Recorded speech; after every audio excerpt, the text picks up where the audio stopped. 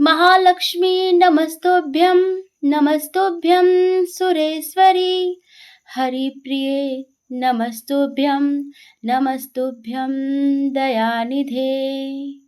भाद्रपद अष्टमी से 16 दिन तक अवश्य सुनना या पढ़ना चाहिए श्री महालक्ष्मी व्रत कथा। एक समय महर्षि श्री वेद व्यास जी हस्तिनापुर पधारे। उनका आगमन सुन महाराज धृतराष्ट्र उनको आदर सहित राजमहल में ले गए। स्वर्ण सिंहासन पर विराजमान कर चरणोदक ले उनका पूजन किया। श्री व्यास जी से माता कुंती तथा गंधारी ने हाथ जोड़कर प्रश्न किया, हे महामुनि, आप श्री कालदर्शी हैं, अतः आपसे हमारी प्रार्थना है कि आप हमको कोई ऐसा सरल व्रत तथा पूजन बताइए जिससे हमारा राज्य लक्ष्मी, सुख संपत्ति, पुत्र पौत्रादि व परिवार सुखी रहे। इतना सुन श्री वेद व्यास जी कहने लगे, हम एक ऐसे व्रत का पूजन और वर्णन कहते हैं जिससे सदा लक्ष्मी जी का निवास होकर सुख समृद्धि की वृद्धि होती है। यह श्री महालक्ष्मी जी का व्रत है जिसे प्रतिवर्ष आश्विन कृष्ण अष्टमी को विधिवत किया जाता है। हे महामुनि, इस व्रत की विधि हमें विस्तार पूर्वक बताने की कृपा करें। तब व्यास जी बोले, हे देवी, यह व्रत भाद्रपद शुक्ल अष्टमी से प्रारंभ किया जाता है। इस दिन स्नान करके 16 सूत के धागों का डोरा बनाएं, उसमें 16 गांठ लगाएं, हल्दी से पीला करें। प्रतिदिन 16 दूब व 16 गेहूं डोरे को चढ़ाएं। आश्विन कृष्ण अष्टमी के दिन उपवास रखकर मिट्टी के हाथी पर श्री महालक्ष्मी जी की प्रतिमा स्थापित कर विधि पूर्वक पूजन करें। इस प्रकार श्रद्धा भक्ति सहित महालक्ष्मी जी का व्रत पूजन करने से आप लोगों को राज्य लक्ष्मी में सदा अभिवृद्धि होती रहेगी। इस प्रकार व्रत का विधान बताकर श्री वेद व्यास जी अपने आश्रम को प्रस्थान कर गए। इधर समय अनुसार भाद्रपद शुक्ल अष्टमी से गंधारी तथा कुंती अपने अपने महलों में नगर की स्त्रियों सहित व्रत का आरंभ करने लगी। इस प्रकार 15 दिन बीत गए। 16वें दिन आश्विन कृष्ण अष्टमी के दिन गंधारी ने नगर की सभी प्रतिष्ठित महिलाओं को पूजन के लिए अपने महल में बुलवा लिया। माता कुंती के यहाँ कोई भी महिला पूजन के लिए नहीं आई। साथ ही माता कुंती को भी गांधारी ने नहीं बुलाया।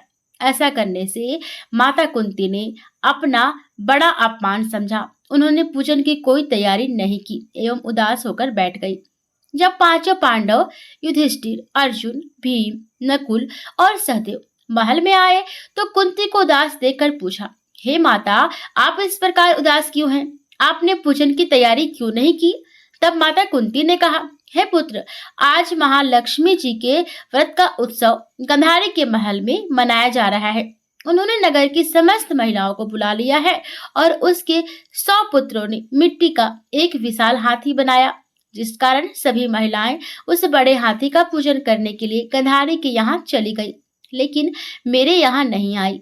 यह सुनकर अर्जुन ने कहा, हे माता, आप पूजन की तैयारी करें और नगर में बुलावा लगवा दें कि हमारे यहाँ स्वर्ग के ऐरावत हाथी की पूजन होगी।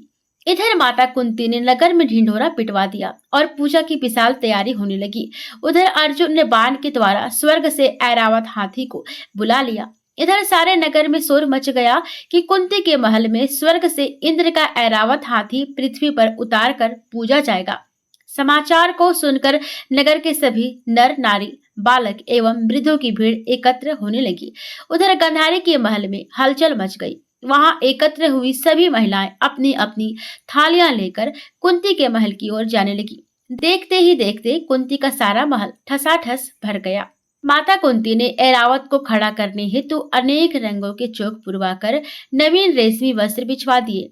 नगरवासी स्वागत की तैयारी में फूल माला, अबीर, गुलाल, केसर हाथों में लिए पंक्तिबद्ध खड़े थे। जब स्वर्ग से ऐरावत हाथी पृथ्वी पर उतरने लगा तो उसके आभूषणों की ध्वनि गूंजने लगी। ऐरावत के दर्शन होते ही जय जयकार के नारे लगने लगे। सांझ काल के समय इंद्र का भेजा हुआ हाथी ऐरावत माता कुंती के भवन के चौके में उतर आया। तब सब नर नारियों ने पुष्पमाला, अबीर, गुलाल, केसर आदि सुगंधित पदार्थ चढ़ाकर उसका स्वागत किया। राज्य पुरोहित द्वारा ऐरावत पर महालक्ष्मी जी की मूर्ति स्थापित करके वेद मंत्रोच्चारण द्वारा पूजन किया गया।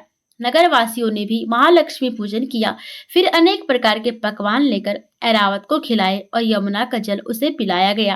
राज्य पुरोहित द्वारा स्वास्थ्य वाचन करके महिलाओं द्वारा महालक्ष्मी का पूजन कराया गया। 16 गांठों वाला डोरा लक्ष्मी जी को चढ़ाकर अपने अपने हाथों में बांध लिया गया। ब्राह्मणों को भोजन कराया गया। दक्षिणा के रूप में स्वर्ण आभूषण, वस्त्र आदि दिया गया। तत्पश्चात महिलाओं ने मिलकर मधुर संगीत लहरियों के साथ भजन कीर्तन कर संपूर्ण रात्रि महालक्ष्मी व्रत का जागरण किया। दूसरे दिन प्रातः राज्य पुरोहित द्वारा वेद मंत्रोच्चारण के साथ जलाशय में महालक्ष्मी जी की मूर्ति का विसर्जन किया गया। फिर ऐरावत को विदा कर इंद्रलोक को भेज दिया गया। इस प्रकार जो स्त्रियां श्री महालक्ष्मी जी का विधि पूर्वक व्रत एवं पूजन करती है, उनके घर धन्य धान्य से पूर्ण रहते हैं तथा उनके घर में महालक्ष्मी जी सदा निवास करती हैं। इस हेतु महालक्ष्मी जी का यह व्रत अवश्य करना चाहिए। प्रेम से बोलिए माता लक्ष्मी की जय।